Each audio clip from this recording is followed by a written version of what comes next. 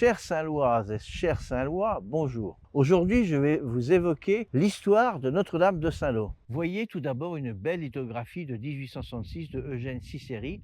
On voit tout de suite le beau monument qui était Notre-Dame de Saint-Lô. En 549, Saint-Lô, 5e évêque du Cotentin, se rend au 5e concile d'Orléans. Il se dit évêque de Coutances et de Briovert. Lô fit don de sa baronnie à l'évêché et ainsi les évêques prennent le titre d'évêque de Coutances et baron de Briovert. Ceux-ci seront présents, semble-t-il, indifféremment dans les deux villes. Briovert est l'ancien nom gaulois de Saint-Lô.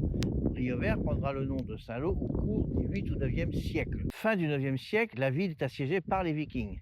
L'évêque fuit à Rouen en 913. En 1025, Herbert, évêque, rétablit le siège épiscopal non pas à Coutances, mais à Saint-Lô, en hommage à Saint-Lô, décédé depuis environ 5 siècles. Une rue de Rouen, derrière le palais de justice, qui était le Parlement de Normandie, porte le nom rue Saint-Lô, en souvenir de l'évêché de Coutances-Saint-Lô, qui séjourna à Rouen. Ainsi, Saint-Lô restera évêché une trentaine d'années. On pourrait donc dire que l'église Notre-Dame devient cathédrale à ce moment. Eh bien non, puisque c'est une autre église, l'église Sainte-Marie du Château, beaucoup plus petite que l'actuelle, et qui se situait au chevet du monument actuel, qui était l'église de l'intérieur des remparts, appelée l'Enclos. L'actuelle église Notre-Dame ne fut commencée qu'au XIIIe siècle, soit 2 siècles plus tard. Robert Ier succède à Herbert comme évêque, puis Geoffroy de Montbray. On est mi-XIe siècle, et celui-ci rétablit l'évêché à Coutances, tout en restant baron de Saint-Lô. D'ailleurs, sur un plan de Saint-Lô du XVe siècle, donc 4 siècles plus tard, et malgré le départ de l'évêché pour Coutances, le palais épiscopal de Saint-Lô existe encore, d'où la présence confirmée des évêques à Saint-Lô. Tout ceci donne le sentiment que l'évêque résidait indifféremment dans les deux villes au gré du temps, des choix ou des besoins. L'église Sainte-Marie du Château étant devenue trop petite, la construction d'une nouvelle église, beaucoup plus vaste, commence avec la réalisation de la tour nord en 1287, aujourd'hui malheureusement détruite, qui était donc à ma droite. Par contre, la flèche sera, elle, réalisée qu'au XVIIe siècle. La nef et les bas-côtés seront construits au XVe siècle. En 1464, suivant l'épitaphe sur la façade de la tour sud, qui est derrière moi en marron, que je vous ferai voir dans la deuxième partie, on construit les portails et la tour sud. Seul le portail sud reste aujourd'hui. Au XVe et XVIe siècle, l'évêque de Coutances construit le déambulatoire et le chœur, plus vaste qu'une première réalisation, et construit en fonction des acquisitions de maisons à démolir. Cette modification provoque un élargissement déformé du bas-côté droit, donc sont derrière moi à ma gauche, on verra ça lors de la deuxième partie. Et le chœur se retrouve désaxé par rapport à la nef. On retrouve ce décalage sur le portail central, aujourd'hui disparu. Une particularité est à noter, l'église n'a pas de transept. En 1562, les Huguenots détruisent les statues de la façade et de l'intérieur. On peut le voir avec toutes les niches et les sculptures très abîmées, donc derrière moi.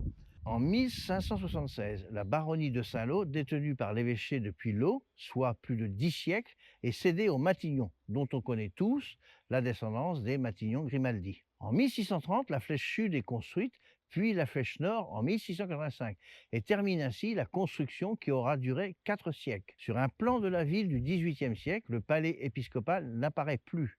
Il a donc été détruit entre la cession aux Matignon et 1754, la date du plan. Napoléon Ier et Marie-Louise viennent à Notre-Dame en 1811 pour admirer l'harmonieuse sonorité des cloches. Et Victor Hugo, plus tard, vint admirer en 1836 la chaire extérieure qu'il dessinera et relatera dans Choses vues, qui est un recueil de notes et de mémoires. Puis un événement dramatique, douloureux, choquant et même scandaleux arrive en juin et juillet 1944. Il n'y a pas assez de mots pour qualifier un tel drame. Notre-Dame est bombardée, la voûte de la nef s'effondre, les Allemands dynamitent la tour nord et la flèche sud est abattue par les Américains au cours des combats de la libération de la ville.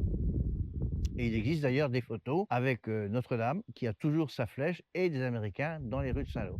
Concernant la tour nord, j'ai connu un Saint-Lois qui l'a vu s'effondrer. Il montait à pied la rue de la Roquette et il entend une grande explosion, se retourne et voit la tour gonfler, puis s'effondrer verticalement sur elle-même. Quel choc! Ça fait très mal, que de bêtises humaines. Après cette terrible guerre qui détruisit beaucoup de monuments de par le monde, il fallut envisager la restauration. Le MRU, ministère de la Reconstruction et de l'Urbanisme, nomma Louis Barbier, architecte des monuments historiques. Celui-ci s'attela à la tâche et entreprit de reconstruire Notre-Dame à l'identique. Oui, vous avez bien entendu, à l'identique. Il rassembla toutes les pierres, véritables puzzles à ses pieds. Malheureusement, en 1947, sur les recommandations d'un prêtre, un nouvel architecte fut nommé. Ce fut Yves-Marie Froidevaux, qui décida d'un tout autre projet.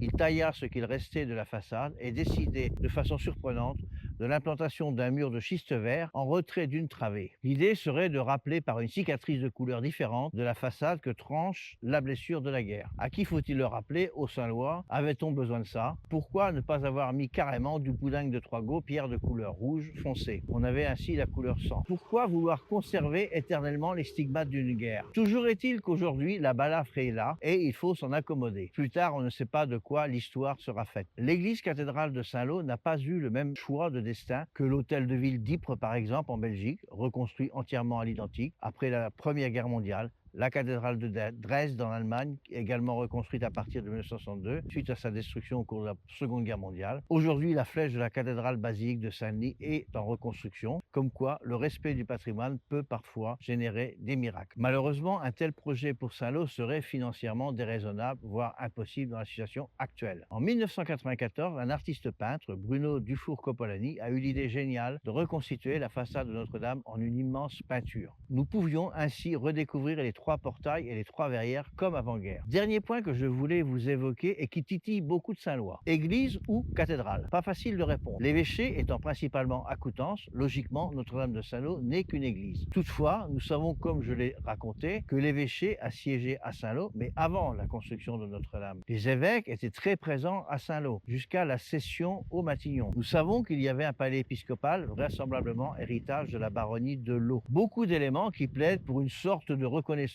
en cathédrale secondaire de Coutances. Il y a aussi la construction qui donne l'image comparable à une cathédrale du nord de la France. Mais aussi aujourd'hui, la façade est détruite à 60%. Des cartes postales anciennes du début du XXe siècle mentionnent cathédrale. Premier élément de réponse, le titre église-cathédrale pourrait être un compromis. Mais l'évêché a son mot à dire. Autre idée, lors de la Révolution française et la création des départements dans une immense majorité, les évêchés ont été calqués sur les départements. Un seul évêché par département en général. Ainsi, des villes évêchées ont perdu leur titre. Avranches, Lisieux, Dol-de-Bretagne, Senlis, Noyon, etc. Avranches a vu sa cathédrale être détruite. Mais dans beaucoup de villes, les cathédrales sont toujours là et on les appelle toujours cathédrales. L'ex-cathédrale de la ville, en fait. C'est donc une appellation inexacte aussi. Il s'agit d'anciennes cathédrales. Cette appellation est plus logique et pourrait aussi être attribuée à Saint-Lô au titre d'un long parcours historique de 10 siècles en lien avec les évêques. À vos avis, je vous ai présenté un long et important parcours historique de Notre-Dame de Saint-Lô. Je vous donne rendez-vous pour le deuxième épisode où nous ferons le tour extérieur du monument. Bonne journée, au revoir. Je vous donne rendez-vous pour d'autres aventures aussi saint-loises. Merci.